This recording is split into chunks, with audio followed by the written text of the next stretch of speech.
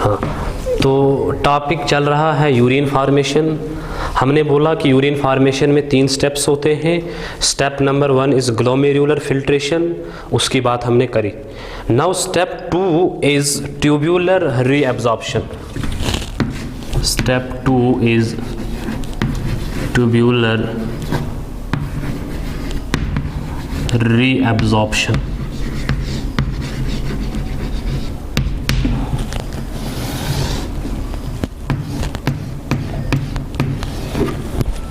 देखिए, let us assume कि भाई ये हमारा बोमेन्स कैप्सूल है, then we have this PCT, then we have loop of Henle,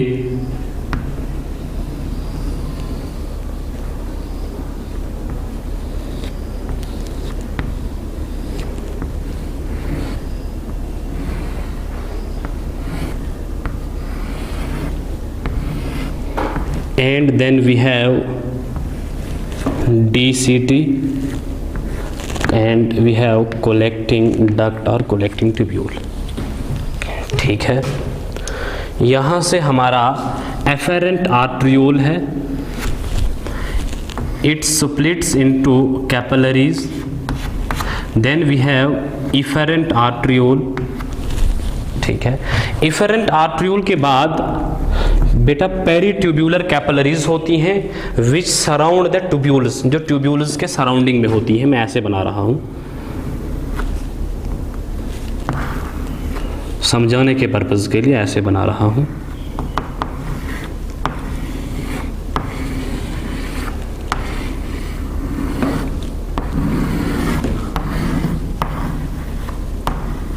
ठीक है, अल्टीमेटली वाजा रेक्टा and renal venules and ultimately when बन जाती है। ठीक है, ये जनरल स्ट्रक्चर जो नेफ्रॉन का हमने पढ़ा था।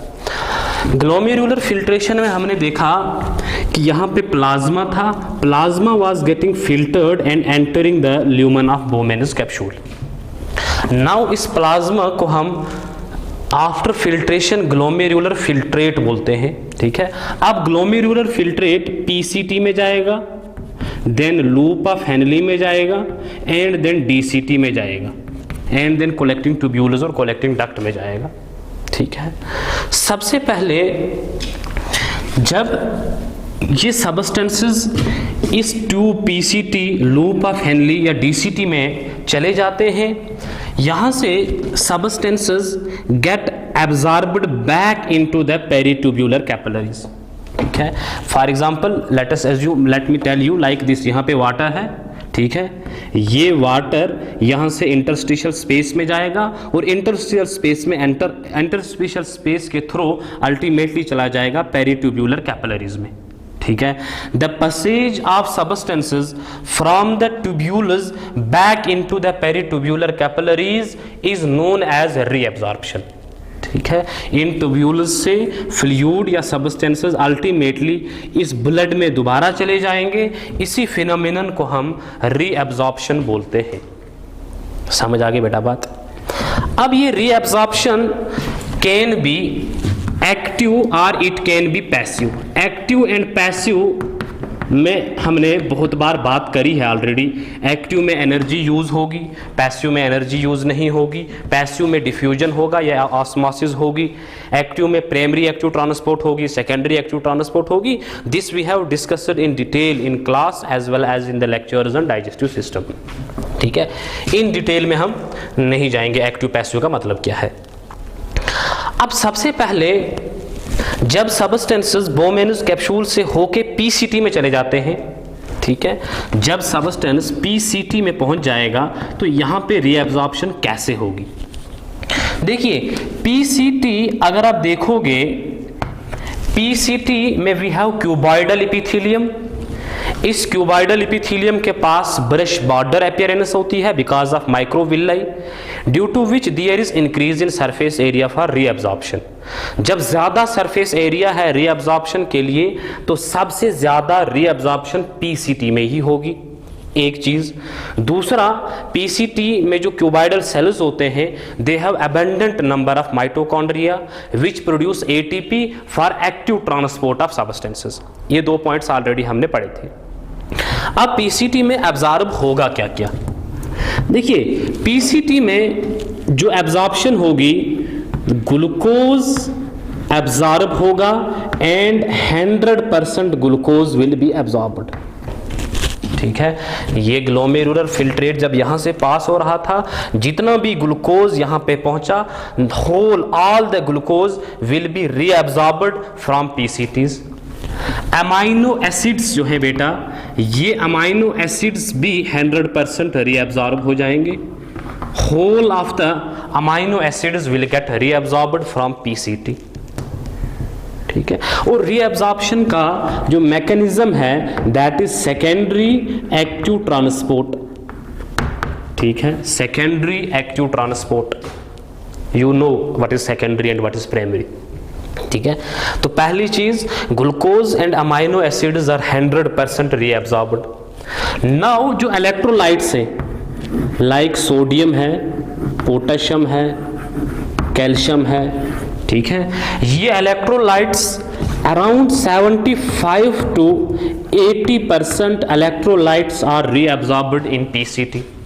ठीक है, 75 to 80% of electrolytes are reabsorbed in PCT.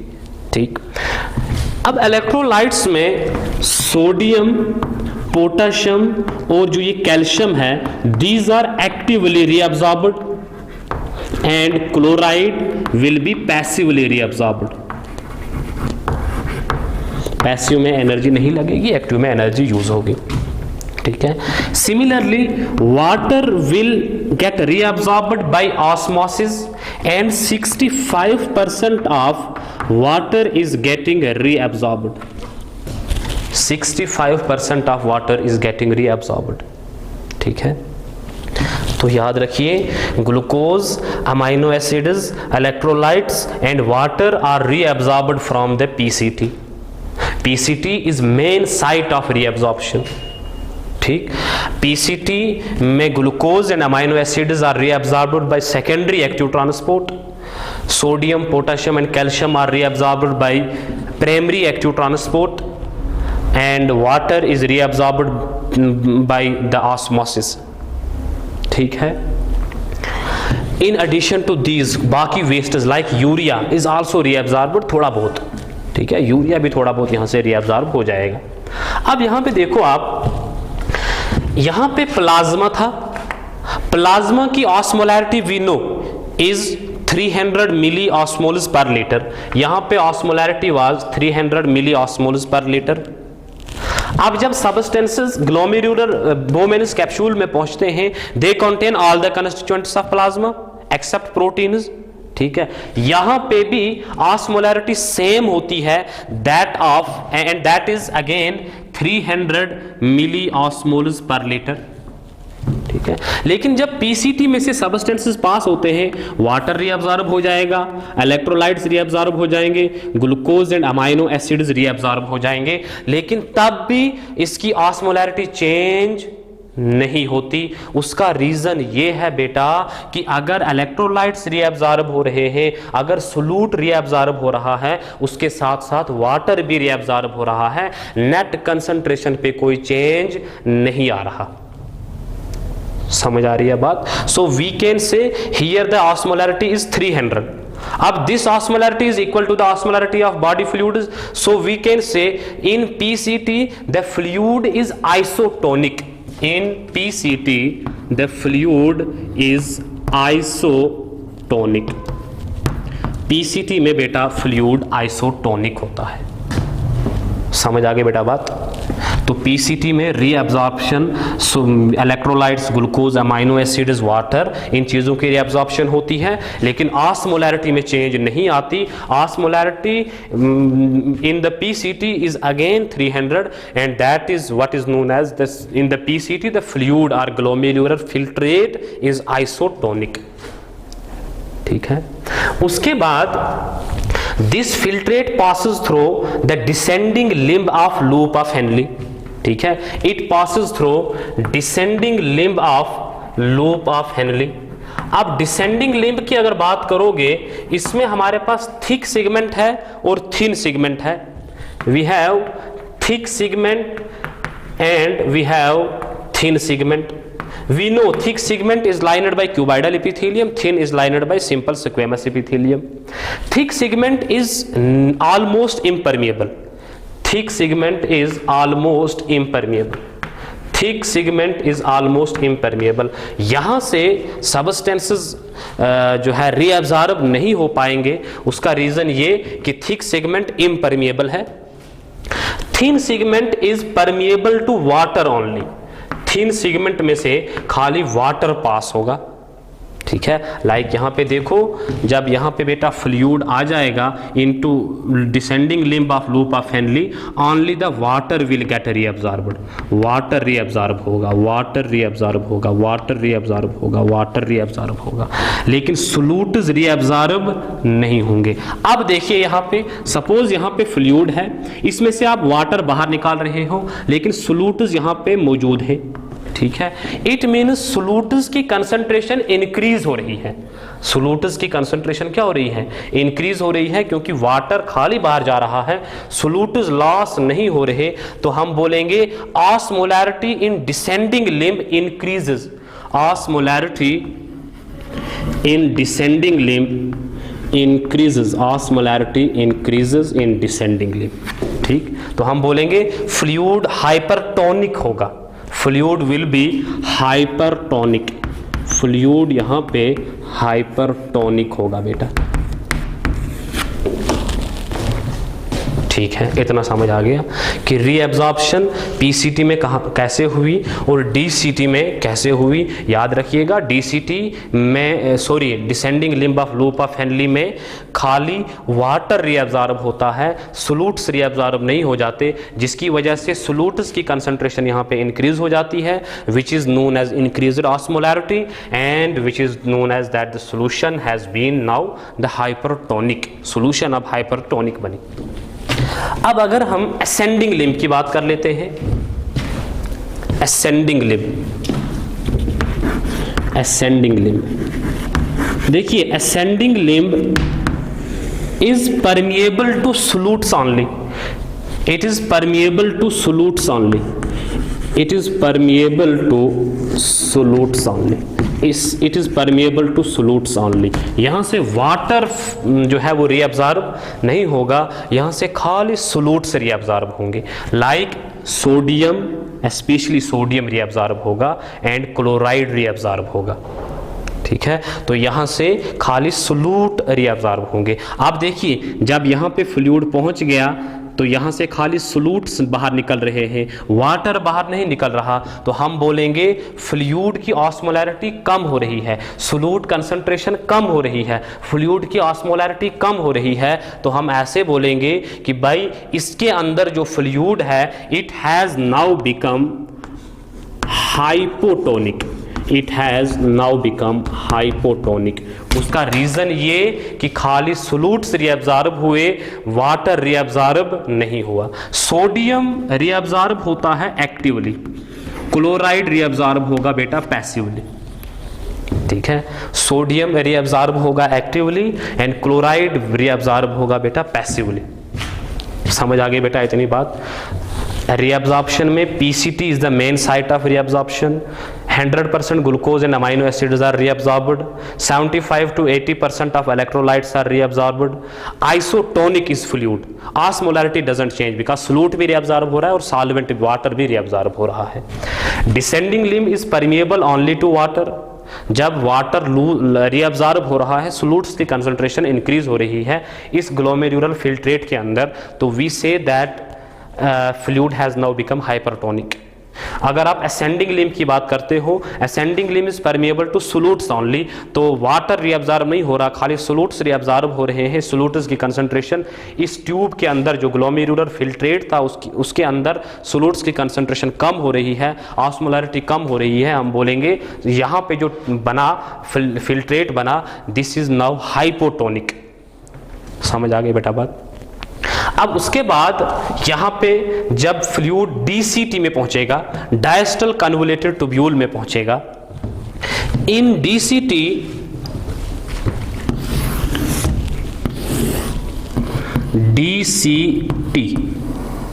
देखिए डीसीटी में क्या होगा, डीसीटी में कंडीशनल रीअब्जॉर्प्शन होती है। कंडीशनल रीअब्जॉर्प्शन का मतलब in DCT reabsorption occurs based upon the hormones, वो हार्मोन्स पे डिपेंड करती है। ठीक है, डीसीटी में रीअब्जॉर्प्शन किस चीज पे डिपेंड करेगी, हार्मोन्स प्रेजेंट हैं तो रीअब्जॉर्प्शन होगी, हार्मोन्स एब्सेंट हुए तो रीअब्जॉर्प्शन नहीं होगी। In DCT reabsorption is conditional, in DCT reabsorption is conditional. अब कौन कौन सा हार्मोन है, देखिए we have antidiuretic hormone और vasopressin, ADH, antidiuretic hormone. This hormone is produced by hypothalamus, हम पढ़ेंगे जब हम एंडोक्राइनोलॉजी पढ़ेंगे, and is stored in posterior pituitary and from posterior pituitary it is secreted. ठीक है, ये ADH करता क्या है, एंटी डायूरेटिक हार्मोन करता क्या है, इट एक्ट्स ऑन डीसीटी, हम डीसीटी की बात कर रहे हैं, and increases reabsorption of water, ये वाटर की रीअब्जॉर्प्शन बेटा इंक्रीज करता है। तो डीसीटी रीअब्जॉर्ब करेगी water if ADH is present, तो डीसीटी में वाटर रीअब्जॉर्ब होगा अगर ADH प्रेजेंट हुआ। Number second is hormone is aldosterone, number second hormone is aldosterone. ये जो एल्डोस्टेरोन है it is produced bye adrenal gland and this aldosterone acts upon the DCT cells, ये DCT के cells पे act करता है, and it causes absorption of sodium, ये sodium की एब्जॉर्प्शन कॉज करवाएगा। ठीक है, it causes absorption of sodium, sodium reabsorb हो जाएगा। जब बेटा सोडियम रीअब्जॉर्ब होगा chloride will follow sodium, chloride follow करेगा सोडियम को, chloride will also get reabsorbed. So in DCT water is reabsorbed based upon ADH, sodium and chloride are reabsorbed based upon the hormone aldosterone। समझ आ गई बेटा बात। उसके बाद collecting duct है which is lined by columnar epithelium, sorry शायद मैंने पहले जब लेक्चर्स की बात की थी मैंने क्यूबाइडल बोला था वहां पे, but it is lined by columnar epithelium. यहां पे भी reabsorption is like that of reabsorption is like that of DCT. ठीक है, जैसे डीसीटी में रीअब्जॉर्प्शन हो रही है वैसे ही कलेक्टिंग ट्यूब्यूल में रीअब्जॉर्प्शन होती है। ठीक, लेकिन एक चीज है यहां पे, ये कलेक्टिंग डक्ट आप मान लो या कलेक्टिंग ट्यूब्यूल मान लो। ठीक है, यहां पे जब सबस्टेंसेस आते हैं यूरिया ज्यादा रीअब्जॉर्ब नहीं होता, सोल्यूट्स भी रीअब्जॉर्ब हो रहे हैं, वाटर भी रीअब्जॉर्ब हो रहे हैं, सोल्यूट्स रीअब्जॉर्ब हुए, वाटर रीअब्जॉर्ब हुए, यहां तक यूरिया रीअब्जॉर्ब नहीं होता ज्यादा। ठीक है, जब यहां पे पहुंचेगा यूरिया एट दैट, जब कलेक्टिंग डक्ट नीचे मेड्यूला में डीप पहुंचेगी उस लेवल पे यूरिया की कंसंट्रेशन बहुत ज्यादा हो चुकी होती है यहां पे। ठीक है, at the terminal parts of collecting duct. ठीक, तो यहां पे क्या होगा कि urea will tend to diffuse back into the blood, urea बाहर निकलना चाहेगा, urea will tend to leave the tubules. ठीक है, तो यहां पे urea from the terminal parts of the collecting duct it gets reabsorbed here from the collecting parts of the tubules, this urea gets reabsorbed। लेकिन ये urea की reabsorption इसलिए यहाँ पे होती है क्योंकि यहाँ पे यूरिया के लिए ट्रांसपोर्टर्स होते हैं known as urea transporters which transport urea from tubules into this interstitial space। समझ आ गई बेटा बात। तो यहां से यूरिया रीअब्सॉर्ब होता है from the terminal parts of the collecting duct, मतलब जब कलेक्टिंग डक्ट मेड्यूला के डीप में चली जाती है, इनर मेड्यूला में पहुंचती है, तो वहां पे यूरिया डिफ्यूज करता है from tubules into the interstitial space. समझ आ गई बेटा बात। ये है कि भाई रीअब्सॉर्प्शन यहां पे कैसे कैसे होती है।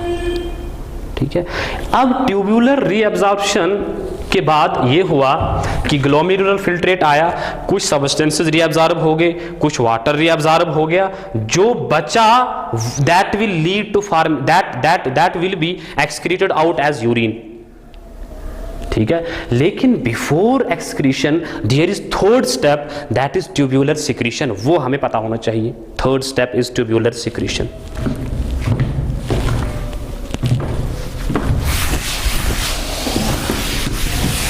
This third step is tubular secretion.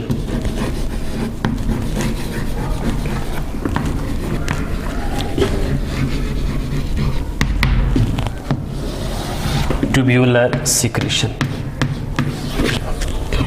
देखिए ट्यूब्यूलर सिक्रीशन का मतलब क्या है। ये हमारा बोमेन्स कैप्सूल मान लो आप, ये लूप, ये पीसीटी मान लो, ये लूप ऑफ हेनली मान लो, and this is DCT and this is collecting tubule. ठीक है, सिमिलरली यहाँ पे वेसल्स होती हैं, पेरीट्यूब्यूलर कैपिलरीज,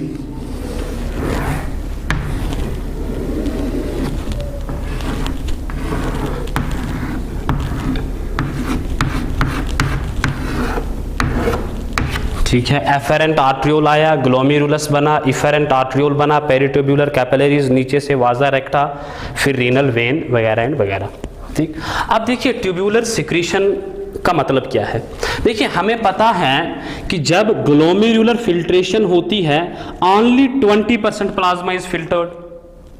ठीक है, खाली 20% प्लाज्मा फिल्टर होता है, बाकी सारा प्लाज्मा इफेरेंट आर्ट्रियोल में पहुंच जाता है। अब उस प्लाज्मा में जो वेस्ट प्रोडक्ट्स होते हैं वो बाहर कैसे निकलेंगे।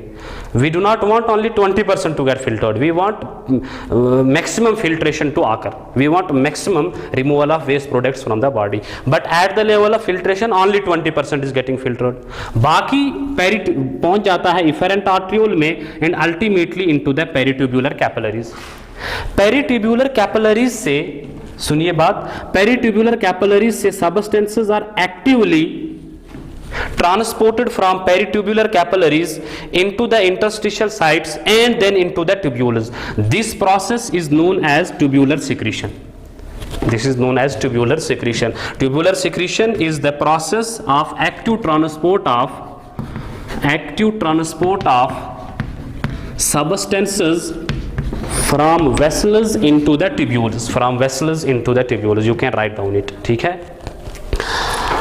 अब पीसीटी में कौन से सब्सटेंसेस सिक्रीट होते हैं, लूप ऑफ हेनली में कौन से सब्सटेंसेस सिक्रीट होते हैं, और डीसीटी में कौन से सब्सटेंसेस सिक्रीट होते हैं, कलेक्टिंग डक्ट में कौन से सब्सटेंसेस सिक्रीट होते हैं, वो देखिएगा।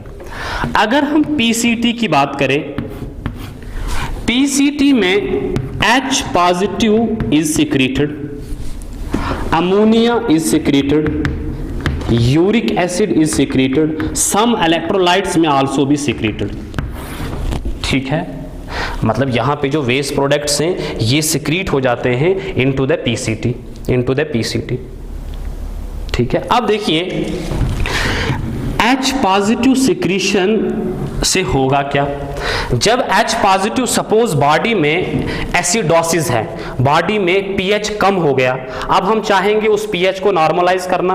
वो नॉर्मलाइज कैसे करेंगे, जब हम H पॉजिटिव को एक्सक्रीट करेंगे। ये H पॉजिटिव जब ब्लड में से पीसीटी में हम पंप कर देंगे तो यहां से यूरिन के साथ H पॉजिटिव बाहर चला जाएगा, तो ये मेंटेन करेगा एसिड की बैलेंस, मेंटेन करेगा पीएच की बैलेंस। सो पीसीटी में जो सेक्रीशन होती है, it does play role in maintenance of pH balance. Similarly, electrolytes की बात कर लो, इलेक्ट्रोलाइट्स अगर ज्यादा होंगे तो हम सिक्रीट करेंगे, वहां से यूरिन में एक्सक्रीट हो जाएंगे। तो इलेक्ट्रोलाइट या आयोनिक बैलेंस मेंटेन करना भी पीसीटी के में जो सिक्रीशन होती है उसका एक काम है। ठीक है, उसके बाद पीसीटी के बाद we have loop of Henle. ठीक है, जो डिसेंडिंग लिम्ब है इसकी, there is no secretion in descending limb of loop of Henle. जो असेंडिंग लिम्ब है, there is minute secretion of urea in ascending limb of Henle. Ascending limb में थोड़ा बहुत यूरिया सिक्रीट होता है, असेंडिंग लिम्ब में थोड़ा बहुत यूरिया सिक्रीट होता है। लेकिन डीसीटी अगर देखोगे आप, डायस्टल कन्वोल्यूटिव ट्यूब्यूल, डायस्टल कन्वोल्यूटिव ट्यूब्यूल में potassium and H positive are secreted. Potassium and H positive are secreted mainly. In addition to these, creatinine, hippuric acid, uric acid, ammonia, these may also be secreted, but mainly potassium and proton ions are secreted in the DCT. यहाँ पे जो peritubular capillaries होंगी वो potassium और H positive को pump करेंगी into DCT, ठीक है। लेकिन ये पोटेशियम और H पॉजिटिव की जो सिक्रीशन होती है, it is caused by a hormone known as aldosterone. ये एल्डोस्टेरोन इसको फेवर करता है, स्टिमुलेट करता है, ठीक है। अब क्यों करेंगे पोटेशियम की सिक्रीशन? सपोज बॉडी में पोटेशियम ज्यादा हो गया, ठीक है, हम उस पोटेशियम को ब्लड में से DCT में डाल देंगे तो DCT में यूरिन के साथ बाहर चला जाएगा, ठीक है, और पोटेशियम की लेवल्स बराबर हो जाएंगी। तो हम बोलेंगे आयोनिक बैलेंस DCT का भी काम है, ठीक है। H पॉजिटिव क्यों? सपोज एसिडिटी हो गई है, एसिडोसिस हो गई है बॉडी में, H पॉजिटिव की लेवल ज्यादा हो गई है, हम इस H पॉजिटिव को सिक्रीट करेंगे इनटू ट्यूब्यूल्स और वहां से यूरिन के थ्रू बाहर निकाल देंगे तो ये H पॉजिटिव की लेवल्स कम हो जाएंगी, मेटाबॉलिक एसिडोसिस या जो pH की बैलेंस है बॉडी में वो ठीक हो जाएगी, वो मेंटेन रहेगी। सो हम बोलेंगे secretion does play role in maintenance of ionic as well as electrolyte this pH balance, ठीक है। ये इलेक्ट्रोलाइट और pH की बैलेंस में रोल प्ले करती है, ठीक। अब है मसला कलेक्टिंग डक्ट में क्या सिक्रीट होता है। कलेक्टिंग डक्ट में भी पोटेशियम और प्रोटॉन आयन सिक्रीट होते हैं, but as such normally secretion नहीं होती, लेकिन जब जरूरत पड़ती है, कभी कभी जब जरूरत पड़ेगी, फॉर एग्जांपल H पॉजिटिव बहुत ज्यादा हो गया, एल्डोस्टेरोन एक्ट करेगा कलेक्टिंग ट्यूब्यूल पे और H पॉजिटिव को सिक्रीट करेगा। Normally no secretion takes place in collecting tubules, however when the need arises potassium and H positive ions are secreted from the collecting tubule, are secreted into the collecting tubules। समझ आ गई बेटा बात? ये है tubular secretion का mechanism. Tubular secretion में याद रखा हमने कि कुछ सब्सटेंस, सबसे पहले ग्लोमेरुलर फिल्ट्रेशन में सब्सटेंसेस फिल्ट्रेट यहां पहुंचा, कुछ सब्सटेंसेस रीअब्जॉर्ब हो गए, कुछ एंटर हो गए, और अल्टीमेटली जो बना एट दिस लेवल, ठीक है, यहां पे यूरिया भी रीअब्जॉर्ब होगा terminal part of collecting tubule में, अल्टीमेटली जो बना उसको हम यूरिन बोलेंगे, ठीक है। This is how urine is formed. समझ आ गई बेटा बात? नाउ अगर मैं आपको बोलूं कि कंपेयर करो ग्लोमेरुलर फिल्ट्रेशन एंड रीअब्जॉर्प्शन को,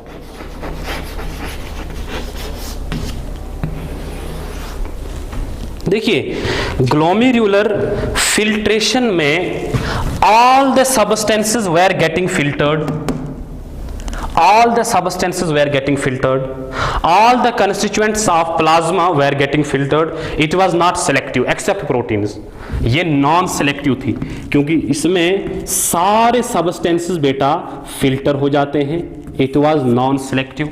लेकिन अगर आप रीअब्जॉर्प्शन देखोगे, reabsorption is selective, reabsorption is quite selective. क्यों सिलेक्टिव? कैसे? देखिए कुछ सब्सटेंसेस पीसीटी में 100% रीअब्जॉर्ब हो रहे हैं, कुछ सब्सटेंसेस 60% ही रीअब्जॉर्ब हो रहे हैं, कभी कभी कोई सब्सटेंस ज्यादा रीअब्जॉर्ब होता है, कभी कोई सब्सटेंस कम रीअब्जॉर्ब होता है, लाइक यूरिया बहुत कम रीअब्जॉर्ब होता है, ग्लूकोज और अमाइनो एसिड ज्यादा रीअब्जॉर्ब होते हैं। This is selectivity in case of reabsorption, ठीक है। तो हम बोलेंगे reabsorption is quite selective but glomerular filtration is not selective. All the substances are getting filtered in, but in reabsorption glucose and amino acids are 100% reabsorbed, water in PCT is 65% reabsorbed, ठीक है sir. H positive is also reabsorbed, या हम ऐसे बोलेंगे some electrolytes are also reabsorbed, ठीक है। Urea is रीअब्जॉर्ब्ड in very least quantities, ठीक है। कुछ सब्सटेंसेस ज्यादा रीअब्जॉर्ब होते हैं, कुछ सब्सटेंसेस कम रीअब्जॉर्ब होते हैं। So there is selectivity in reabsorption but there is no selectivity in filtration. समझ आ गई बेटा इतनी बात? नंबर सेकंड है, ये जो रीअब्जॉर्प्शन होती है it is quantitatively very large. Reabsorption is quantitatively very large. ये हमें यहां से समझ आएगी बात। देखिए ग्लोमेरुलर फिल्ट्रेशन रेट अगर आप देखोगे एक दिन में कितना फिल्ट्रेट प्रोड्यूस होता है, इट इज 180 लीटर। एक दिन में 180 लीटर एंटर्स इन ट्यूब्यूल्स। लेकिन अगर आप देखोगे एक दिन में कितना यूरिन प्रोड्यूस होता है, it is 1 to 1.5 litre, it is only 1 to 1.5 litre. देखिए एक दिन में यहां पे 180 लीटर फ्लूइड आ रहा है, लेकिन खाली 1 लीटर बाहर जा रहा है। इसका मतलब 179 litre fluid, almost 179 litre fluid हम दिन में रीअब्जॉर्ब करते हैं। ठीक है, 180 में से 179 हम रीअब्जॉर्ब कर लेते हैं। So reabsorption is quantitatively very large, around 99% of the fluid is getting reabsorbed, around 99% of the fluid is getting reabsorbed। समझ आ गई बेटा इतनी बात? ये है यूरिन फॉर्मेशन का मैकेनिज्म। और जो यूरिन जो ultimately at the end of collecting tubules जो हमारे पास फिल्ट्रेट बना, this filtrate is known as urine. ठीक है, नाउ लेट अस सी कि भाई यूरिन के बारे में कुछ हम जान लेते हैं पहले थोड़ा बहुत। देखिए जो ये यूरिन बना, सबसे पहले कितना यूरिन बनता है एक दिन में? What is the volume of urine produced in one day? It is 1 to 1.5 litre per day. 1 to 1.5 litre of urine is produced per day. ठीक है, but it can vary, it can increase और it can decrease. Suppose आप water intake कम हो रहा है तो urine body will tend to conserve the water, और यूरिन आउटपुट भी कम होगा, वॉल्यूम कम हो जाएगा। सपोज वाटर इनटेक बहुत ज्यादा है, body will try to lose the fluid. ठीक है, यूरिन आउटपुट ज्यादा होगा। समझ आ रही है बात? कहने का मतलब ये है वॉल्यूम 1 to 1.5 लीटर उन लोगों के लिए है जो normally 1 to 1.5 litre of water intake करते हैं पर डे के हिसाब से। यूरिन का जो कलर है, it is pale yellow and it is because of urochrome.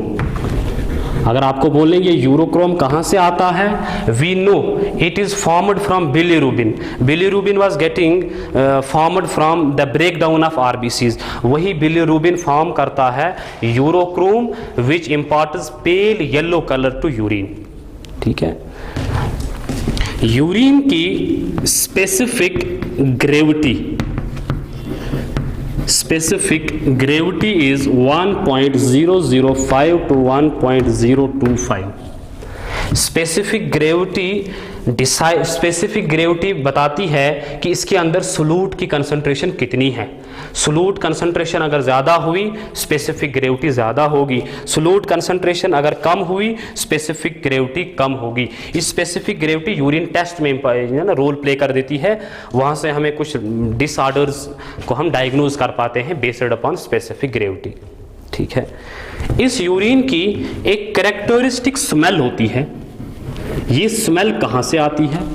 This smell comes from conversion of urea into ammonia. ये इस कन्वर्शन की वजह से स्मेल आ जाती है, या हम बोलेंगे the characteristic smell of the urine is because of ammonia. समझ आ गई बेटा बात? Volume is 1 to 1.5 litre, colour is pale yellow, specific gravity is 1.005 to 1.025, smell is because of presence of ammonia. Now इसका पीएच कितना होता है normally? PH normally is 6, it is slightly acidic. PH normally is 6, लेकिन अगर आप average देखोगे pH can vary between 4.5 to 8. This is the range of pH of the urine. मतलब 4.5 से नीचे कभी नहीं होगा, 8 से ज़्यादा कभी नहीं होगा। pH ranges between 4.5 to 8. On an average pH is 6. It is slightly acidic. ठीक है। Now what is the composition of urine? Urine की composition कैसे है? composition देखिए urine is composed of water, it is composed of organic substances and it is composed of inorganic substances. Water, organic substances and inorganic substances.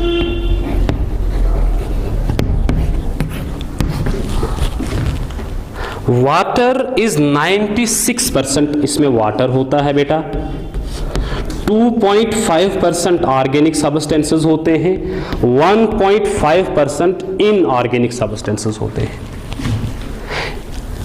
Organic में urea, uric acid, this ammonia, creatinine, ये सारे organic substances हैं।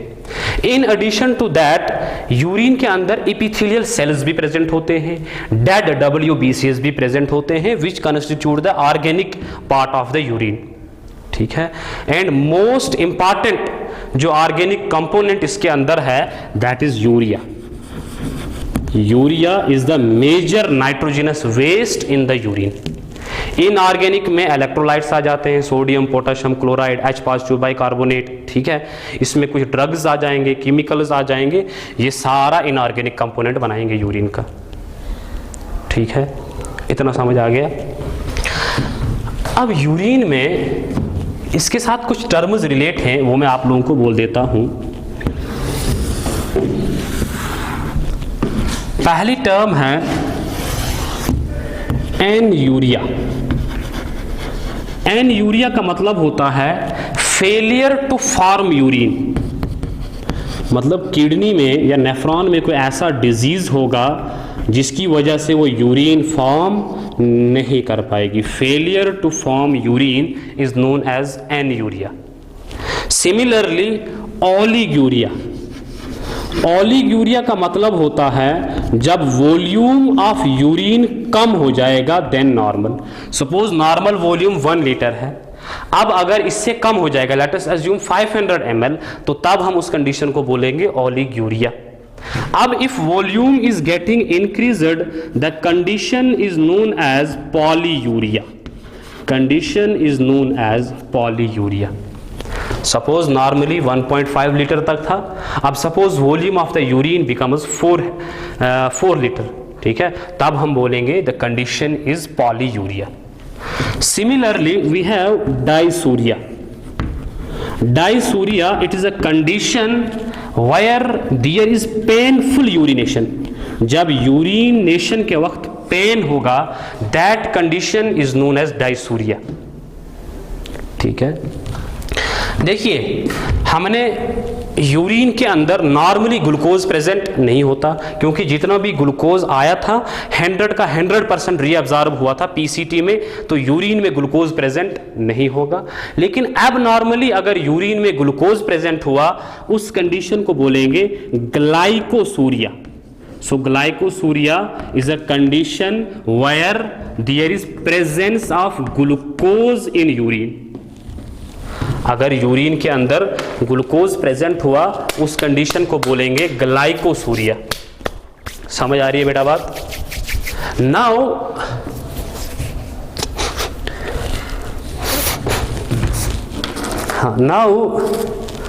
There is another condition that is proteinuria. Normally urine के अंदर protein present नहीं होगा, लेकिन अगर एबनॉर्मली यूरिन के अंदर प्रोटीन प्रेजेंट हुआ, that condition is known as proteinuria. Presence of proteins in the urine is known as proteinuria. ठीक है, अब देखिए हमें पता है कि अगर हम ब्लड के 3 मेन प्रोटीन्स को देखेंगे, ग्लोबुलिन को देख लो, फिब्रिनोजिन को देख लो, एल्ब्यूमिन को देख लो, इन तीनों में एबेंडेंट प्रोटीन जो है वो एल्ब्यूमिन है। तो सबसे पहला जो प्रोटीन यूरिन में हमें मिलेगा वो एल्ब्यूमिन होगा। उस कंडीशन को एल्ब्यूमिनूरिया भी बोलेंगे। ठीक है, सिमिलरली अगर कीटोन बॉडीज प्रेजेंट हुई तो हम बोलेंगे कीटोनूरिया। सिमिलरली अगर आरबीसीज प्रेजेंट होंगे हम बोलेंगे हीमेचूरिया। अगर हीमोग्लोबिन प्रेजेंट हुआ, हीमोग्लोबिनूरिया। ठीक है, ये कुछ टर्म्स यूरिन के साथ रिलेटेड है। ठीक। अब इसमें यूरिन में एक टेस्ट करते हैं, this is known as Gravindex test, Gravindex test और प्रेगनेंसी टेस्ट। इस टेस्ट में हम यूरिन के अंदर एक हार्मोन देखते हैं, human chorionic gonadotropin. If this hormone is present in the urine of females it indicates pregnancy. अगर ये प्रेजेंट नहीं हुआ it indicates female is not pregnant, ठीक है। सो HCG अगर यूरिन ऑफ फीमेल में मिला we can say it female might B pregnant, अगर नहीं हुआ female might not be pregnant, ठीक है। ये कुछ टर्म्स यूरिन के साथ रिलेट हैं। अब हम देख लेते हैं मिक्चुरेशन, यूरिनेशन होती कैसे है।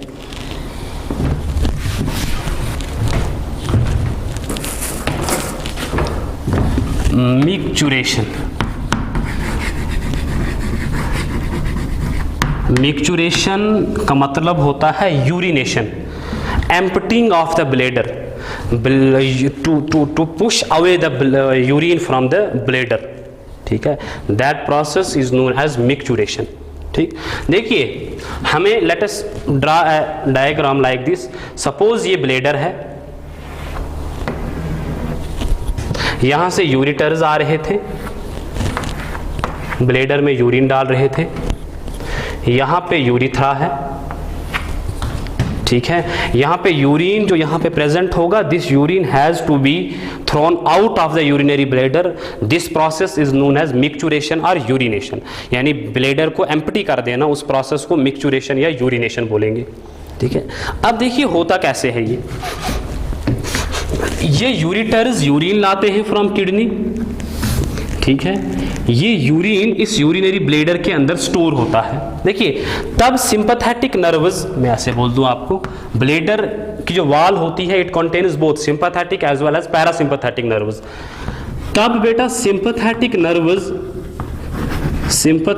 नर्व्स स्फिंक्टर को क्लोज करके रखती हैं, स्फिंक्टर को क्लोज करके रखती हैं। एंड CNS से भी सिग्नल्स आ जाते हैं जो इस ब्लेडर की वाल को रिलैक्स करके रखता है, ब्लेडर की वाल को रिलैक्स करके रखते हैं। जब ब्लेडर की वाल रिलैक्स्ड है और यहां से आउटपुट स्फिंक्टर्स क्लोज हैं, तब यूरिन यहां पे जमा होगा, यूरिन यहां पे स्टोर होगा। दिस इज स्टोरेज फेज, ठीक। अब जब यूरिन यहां पे एक्यूमुलेट होता रहता है, होता जाता है, जब यूरिन का वॉल्यूम 300 to 400 ml पहुंचता है, 300 ml to 400 ml जब यूरिन का वॉल्यूम हो जाता है बेटा, उस वक्त ये यूरिन ब्लेडर की वाल पे प्रेशर एक्सर्ट करता है, ब्लेडर की वाल पे स्ट्रेच एक्सर्ट हो जाता है, और ब्लेडर की वाल पे स्ट्रेच रिसेप्टर्स होते हैं। क्या होते हैं बेटा? स्ट्रेच रिसेप्टर्स, जो इस स्ट्रेच को सेंस करते हैं and which activate micturition reflex, which activate micturition reflex। अभी समझते हैं which activate micturition reflex।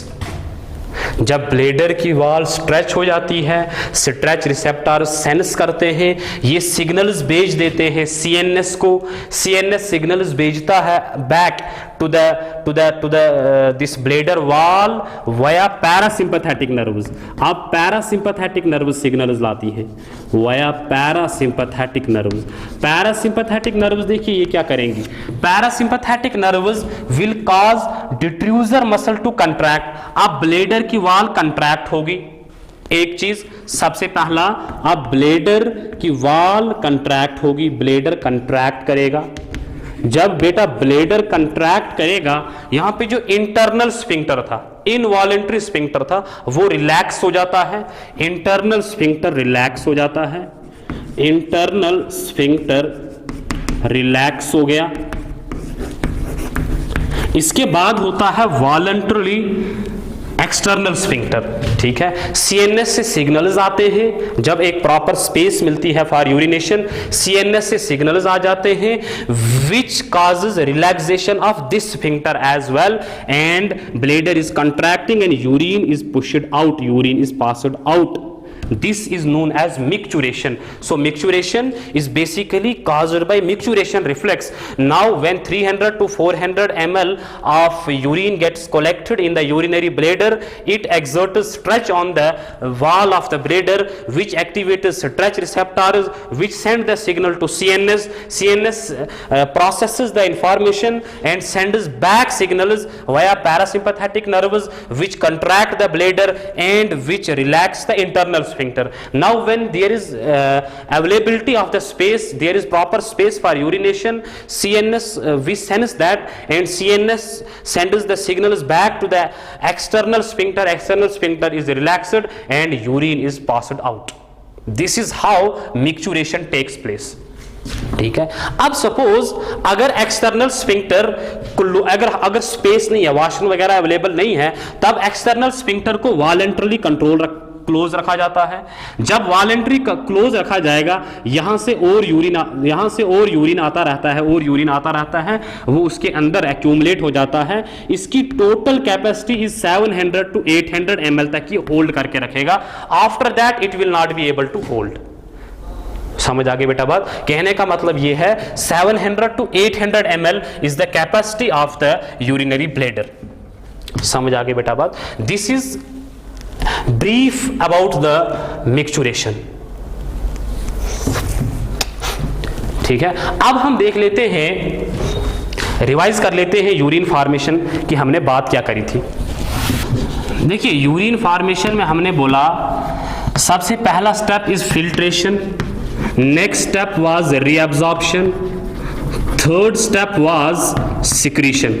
ये 3 स्टेप्स लीड करते थे to the formation of urine, और यूरिन की प्रॉपर्टीज हमने देखी which was getting excreted out. ठीक है. अब अगर बोला जाए आपको कि एक्सक्रीशन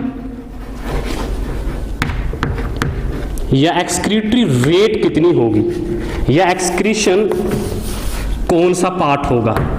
देखिए सबसे पहला जो फिल्टर हुआ, फिल्ट्रेशन, उसमें से जो रीअब्जॉर्ब हो गया वो एक्सक्रीट नहीं होगा, दैट विल बी सबट्रैक्ट. हम रीअब्जॉर्प्शन को सबट्रैक्ट करेंगे. और जो सिक्रीट हुआ वो भी एक्सक्रीट होगा और प्लस करेंगे secretion. This is total excretion जो यूरिन की होती है. ठीक है. हम बोल रहे थे excretion was filtration minus reabsorption plus secretion. ठीक है. This is urinary excretion. Now next topic of discussion is how the urine is concentrated, what are the mechanisms for concentration of urine and how the urine is diluted, वो हम देखेंगे in the next topic. Thank you.